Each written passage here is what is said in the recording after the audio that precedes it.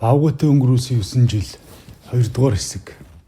Багш тэнхэрсэн учраас над нэг жижиг ном уурлаад өөрийнхөө богцноос цөөхөн хэдэн зэв гаргаж өгөхдөө чи бид хоёрын номын хүч муу сайн зэвтэй байж л ав авлна. Иймээс зэвээ саярлаж бай. Тэгээд авал гэв. Хамгийн анх надаар мэлхий авлуулсан. Балцганаж ядаж байгаа юмыг онож харуулах чинь ёстой. Хэцүү юм байна лээ. Шуу шиг дүргээд нисдэггүй, туулай шиг дэгдээд явахгүй ч гэсэн мэлхийг авлна гэдэг нэлээд хэцүү санагдсан. Өөрөө гүйж очиод татгаад авахд амархан ч яг номоор харуулах гэдэг хэцүү санагдсан шүү.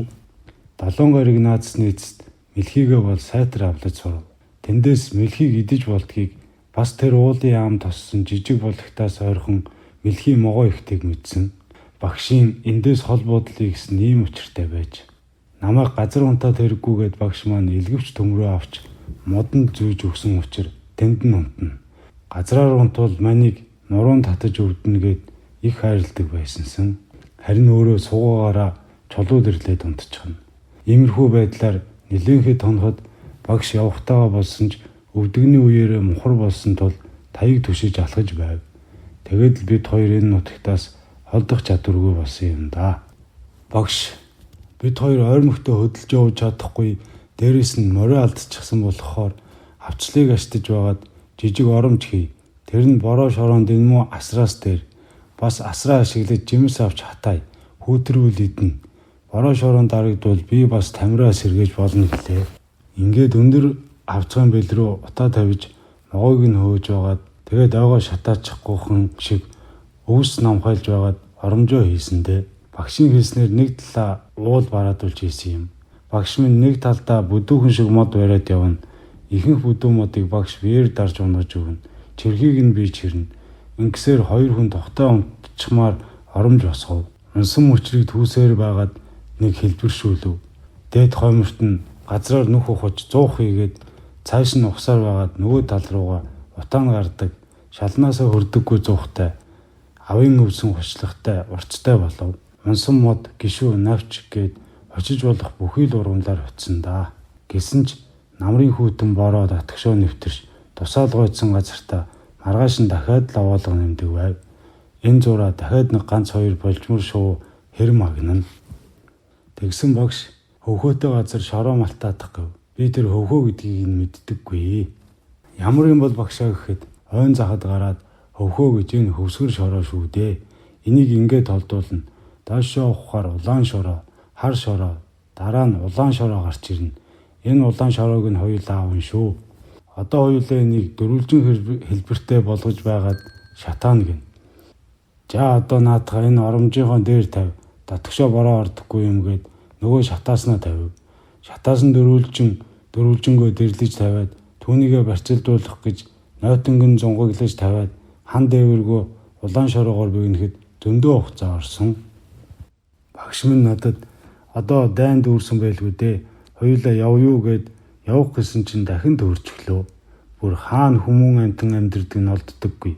Хаашаашаа 3 өртөө газар тэмдэг тавиад явхад нөгөө л тэмдгийсэн мод руугаа очичоод байв. Ингээд ой төрхийн зовлон гэдлээ дээ. Ямар ч тааш тэмдгийсэн модоо дагсаар байгаад урцан дээр ирнэ. Өөрчиг яваад тэмдэг тавьчаад 3 өртөө болоход дахиад л модноос гарч чадахгүй. Хүмүүн амтны мөрч үзэгдэхгүй болохоор тэндээ хүнсээ цуглуулад л навч бурамдаг жижиг аан амтан идээд л амьдрал үргэлжлэв. Өвөл болоход явах гэсэн бодлоо хоёулаа хайж анчинтай тааралдтал эндэл амьдрал даа гэж багш маань хэлв. Хөл муутай хүн угаасаа явхаас залхсан байлгүй дээ. Нэг удаа сайхан согоо олж харав. Очлогтой болъё гэж бодож байсан учраас өнөөхөө авлаад очлогтой болж авлаа.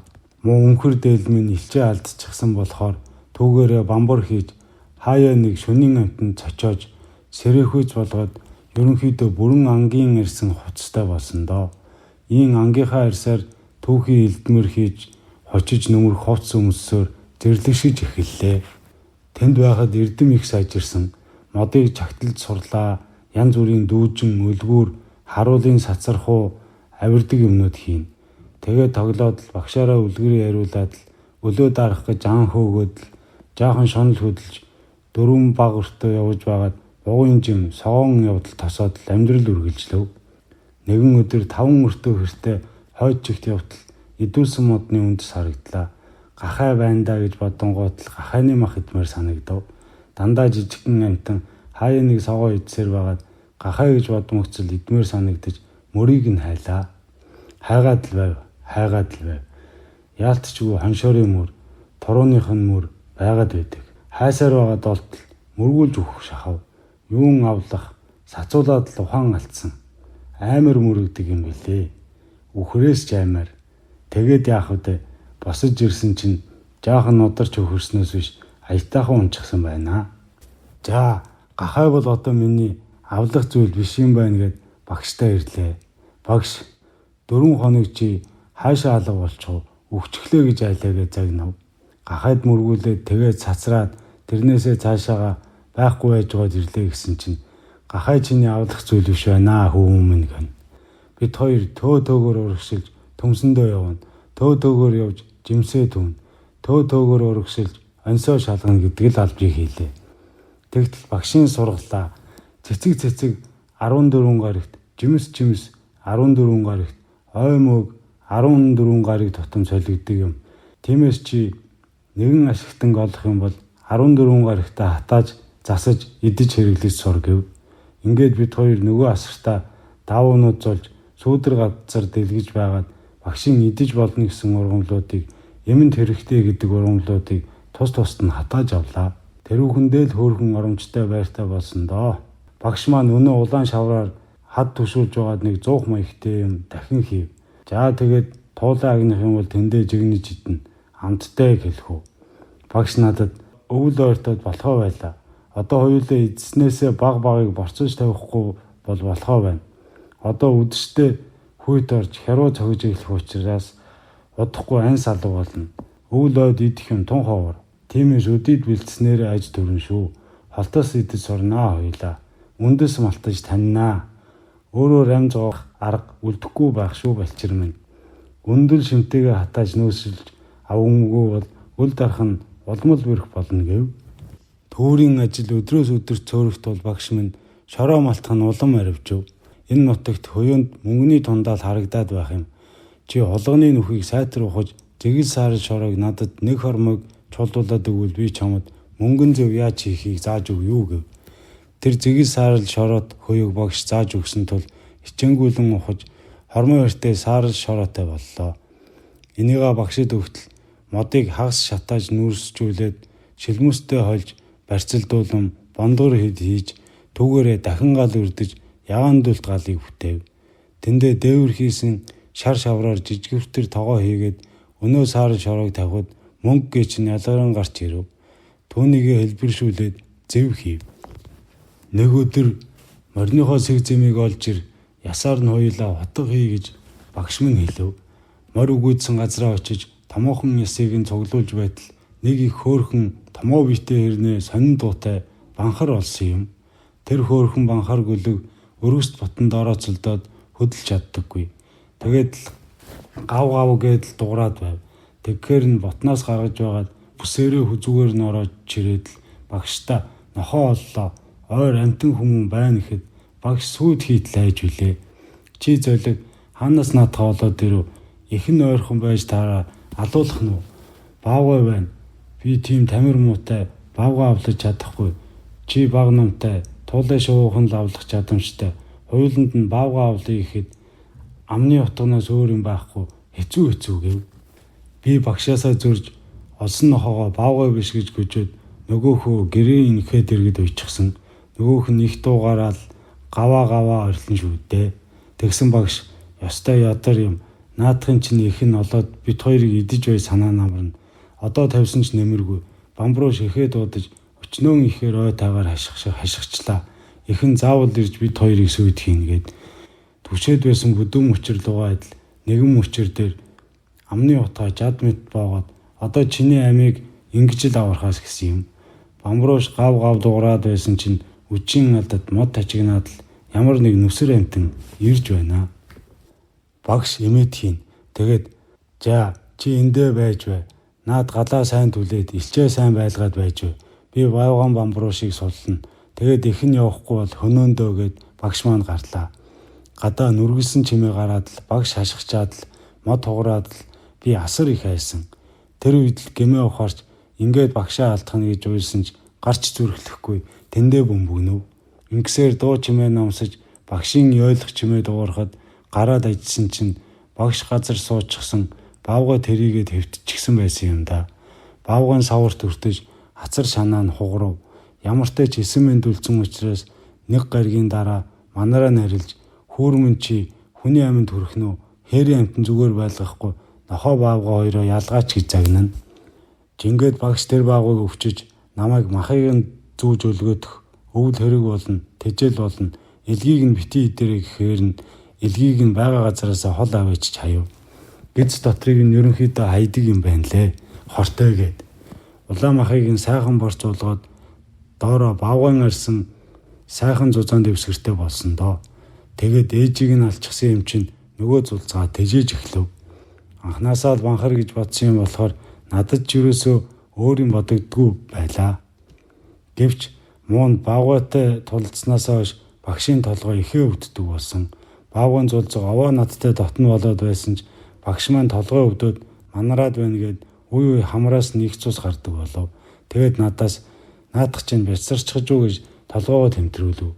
Бариад үзэхээр нэг талдаа нялцэг гэдэг. Үүнийгээ тэнд хагарчихсан нь ёстой хүчтэй цогтыг юм байна. За наадах чинь бороолчих бол эдгэнэ гэдэг байлаа. Өдөр болгон авалсан жоохон үнснээсээ мах жимс бамбуурч өгдөг болохоор идээд л 14 гаригийн дараа гэрвшгэ байгаад гараас багсаа хоол идээ сурчсан юм да.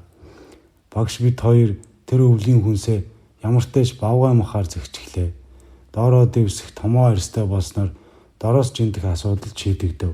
Дуулгандаа шүл хийж идээд л түүнээсээ илүүчлэн бяцхан банхраа тэжээгээд л байв. Нохооноос ялгаатай нь их хурдан том болдог юм билээ. 4 сарын дараа бавгаан төрхтэй болоод ирсэн. Гэхдээ шүллэж тэжээж инэрч байсан юм болохоор гэршүү гэж ихтэйхэн. Нөгөөхтэйгөө тоглоод л багшаасаа үлгэр сонсоод л авдгүйгээд л амьдраад л байв. Багш таягтай учраас тэр газараасаа бас холдож чаддаггүй. Нэгэнтээ төвхөнчгсөн болохоор нөгөө мөн урцааж хайж чадахгүй тэндээ амьдарцгааж байлаа. Өдрийн хоолоо олох нь жоохон төвөгтэйгөөс биш өвөл бол их сайхан. Өмнө эцэгтэй загнуулж номоор харуулж байсан би энд л шидийг нь олсон доо. Өдрөөс өдөрт багшаар заалгаж амтны мөрийг танихад суралцсан. Цас идэн бас шүл хийн. Хэдэн 7 хоногийн дараатай байнуудаа багш дэмэрч эхэлсэн. Эхнэр цайгаа чана боролдоо миний хүү хүрээд иргээд л хашгирна. Багш маань ухаан жоохон саруул болохоор хавар энийг иддэг шүү. 14 гаригийн дараа энэ гарч ирдэг шүү. Энийг чи навчаар нь мэднэ үз. Үнцгийг нь иддэг шүү гэдэл зааж өгдөгсөн. Навчаар нь, ишээр нь, цэцгээр нь таних аргыг ойр хавьдах ургамлууд дээр таниулаад онс чагт тавихыг зааж өгсөн учраас надад сурахад амар байв. Гэхдээ хөнгүү газар чи нийгмийн амьдралаа мартна. Иймээс үлгэр цээжл, үлгэрийг л цээжлж явах нь чухал юм даа гин. Бавгатай туснаас хойш би энэ муудан муудсаар ухаан орж гарсаар байгаад багш нас нөхцөн дөө.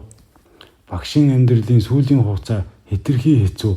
Амаар нь цус гарна, хамраар нь цус гарна, нулимсаар нь цус гарна. Өнөө нялбах хэсэг бүр их том болцруу болоод барыг толгой дээр нь ургаж байгаа юм шиг болсон. Эхнэр борцоо гээд хашгирч дэмэрх нь улам ихссэн. Тэр үе надад үнэхээр хэцүү. Багшаасаа айх, багштай гэмших сэтгэл төрж бавгаан зулцгийг чөлөөлөе. Эсвэл алж идэ гэсэн бодол зэрэгцэн. Гэхдээ надтай дотн өөр юу ч байхгүй учраас бавгаан зулцгийг эрхлүүлж сэтгэлээ харагддаг байв. Бавгаа цөхөөлөхдөө тархины хүнд бэртэл авч тэр ужгаараа асарч тоглож мэдэхгүй миний гар дээр өөд болохтой багш маань биеийг минь байгаа газараасаа холдуулаарэ. Цогц зэмэн дээр араатан нэрээ чамайг авчихна. Боломжтой бол урагш зүг явж хүн амтантай уулзраарэ. Гэхдээ салтаанд чинь үс харагдаж эхэлбэл чи шөнөөр алтан гад содны эсрэг зүгт явсаар энэ таагаас гараарэ гэж захиж байсан юм. Хэдий хоног өнгөрөөд байгааг би мэдэхгүй шүү дээ. Түүнээс хойш салтаанд үс ургадаг юм болов уу гэдэл харахад байдаггүй л байв. Тиймэрхүү байдалтайгаар цаг хугацаа өнгөрөхөд багш маань өөд болж гагцаар амьдрах болсон доо. Ингээд багшигаа өнгөрөхт нь усны дэргэд аваач тавиад 3 гаригийн дараа ирэхэд араатны цог болсон байсан. 2 дугаар хэсэг төгсөв.